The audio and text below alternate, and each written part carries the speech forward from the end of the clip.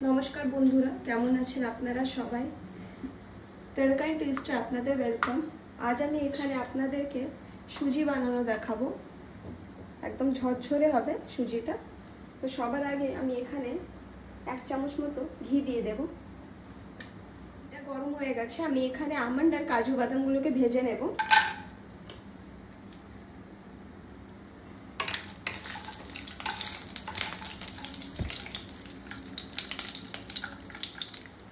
Dry fruits গুলো ভাজা হয়ে গেছে, এবার আমি তুলে নেব।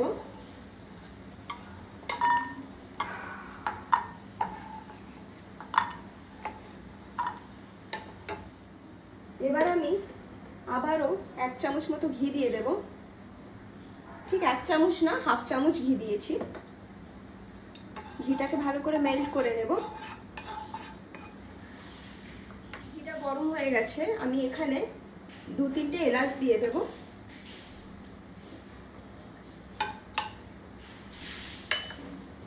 এবার আমি এর মধ্যে চিনি দিয়ে দেব।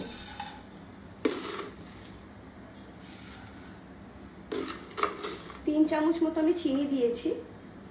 আপনারা মিষ্টিটা কম বেশি করতে পারেন। এবার এটা ভালো করে আমাকে ক্যারামেলাইজ করে নিতে হবে চিনিটা।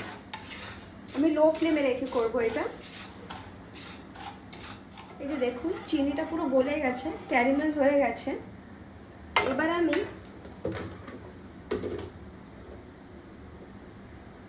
1 চামচ মতো বেসন দিয়ে দেব। এটা ভালো করে ভেজে নেব।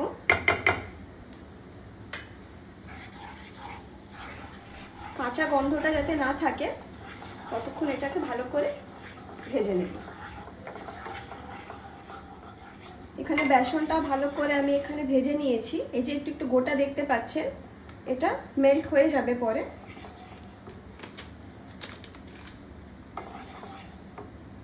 এবার আমি এখানে সুজি দিয়ে দেব।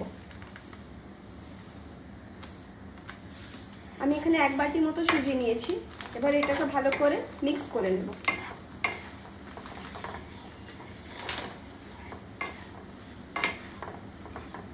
সুজিটা ভালো করে মিক্স করা হয়ে গেছে। এবার আমি জল দিয়ে দেব। অল্প অল্প করে আমি জলটা মিক্স করব। আপনারা চাইলে দুধ দিতে পারেন। আমি এখানে জল দিয়েছি।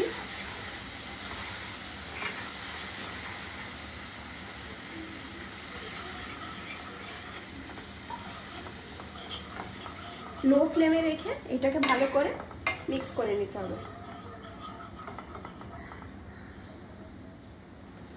এবার আমি 1 চামচ মতো দুধ পাউডার দিয়ে দেব। 1 থেকে 1.5 চামচ মতো। আবারও মিক্স করে নেব। জলটা মাপ মতো দিতে হবে, নইলে এটা ঝরঝরে হবে না। এই যে দেখুন, এখানে জলটা কমে গেছে অনেকটা। আরও এটাকে আমি শুকিয়ে নেব। এখানে আমি যে ড্রাই ফ্রুটসটা রেখেছিলাম, কাজু বাদাম ভেজে, আর এখানে আমি কিশমিশটা দেখাতে ভুলে গেছি, এগুলো আমি একসাথে সব মিক্স করে নেব।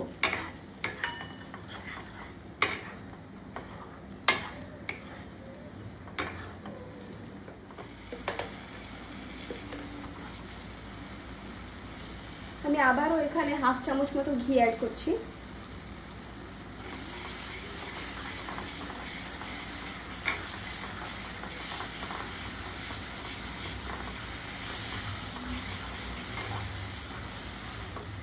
এই যে দেখুন, এটা কমপ্লিট হয়ে গেছে।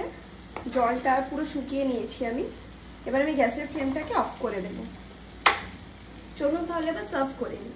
তাহলে রেসিপিটা যদি ভালো লেগে থাকে অবশ্যই লাইক, শেয়ার, কমেন্ট করবেন। চ্যানেলে যদি নতুন হয়ে থাকেন তাহলে সাবস্ক্রাইব করবেন। ধন্যবাদ।